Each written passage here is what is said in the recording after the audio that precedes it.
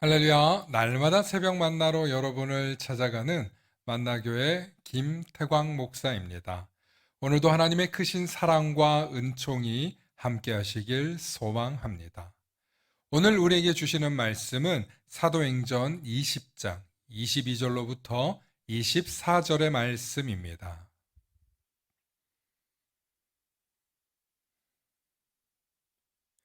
보라, 이제 나는 성령에 매여 예루살렘으로 가는데 거기서 무슨 일을 당할는지 알지 못하노라.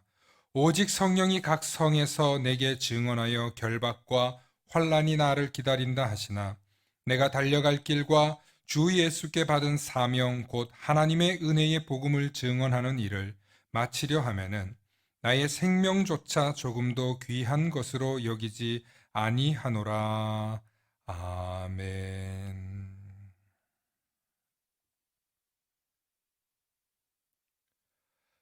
오늘은 성탄의 은혜라는 제목으로 말씀의 은혜 나누고자 합니다. 미국 펜실베니아 주에 살던 조지 윌슨이라고 하는 사람이 있었습니다.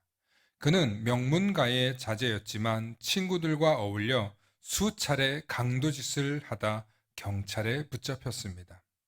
한패거리였던 친구는 붙잡혀 사형을 선고받았지만 명문가의 자제였던 윌슨은 아버지의 적극적인 노력으로 교수형 집행 한 달 전에 극적으로 앤드류 잭슨 대통령이 직접 내린 사면장을 받았습니다. 이제 사면장에 사인만 하면 목숨을 건질 뿐만 아니라 자유의 몸도 될 수 있는 엄청난 특혜였습니다. 그런데 어떤 이유에서인지 조지는 사면장을 거부하고 사형을 받겠다고 말했습니다. 아니, 대통령이 내려준 서면장을 개인이 거절할 수 있는가 하는 문제는 당시에 큰 이슈였고, 결국 대법원까지 소송이 이어졌습니다. 당시 대법원장이었던 존 마샬은 미국 역사상 가장 존경받는 재판관이었습니다.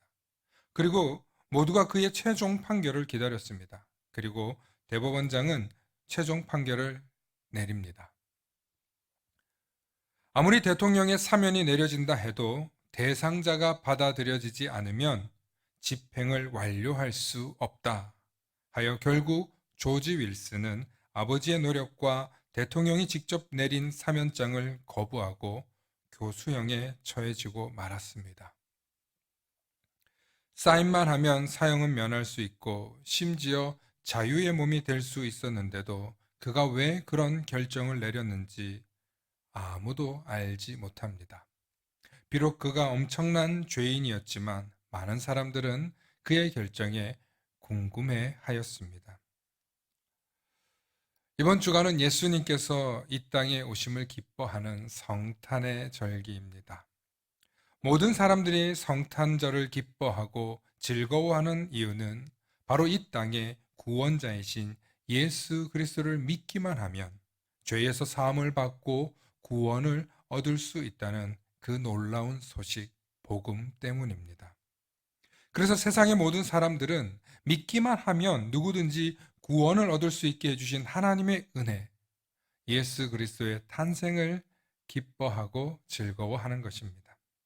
하지만 놀랍게도 전 세계의 사람들 가운데 절반 이상이 이 믿기를 거부하고 놀라운 은혜의 효력을 거부하고 있습니다.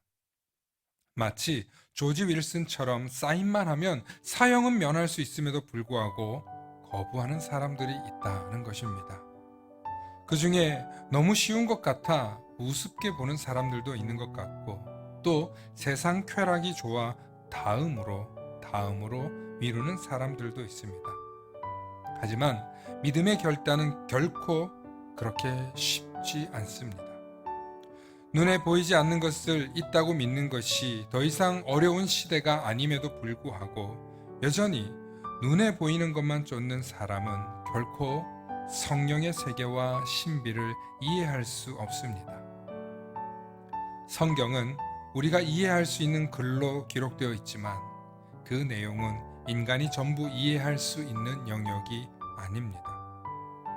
그러므로 믿음은 하나님이 주시는 은혜와 체험이 없이는 결코 저절로 생길 수 없습니다. 오늘도 우리에게 이 세상에 오신 예수 그리스도를 믿을 수 있는 은혜를 주신 하나님께 감사하며 성탄의 은혜, 성탄의 기쁨을 또 감사하며 이 한 주간도 그 기쁨과 소망으로 가득한 저와 여러분들 되시길 소망합니다. 샬롬.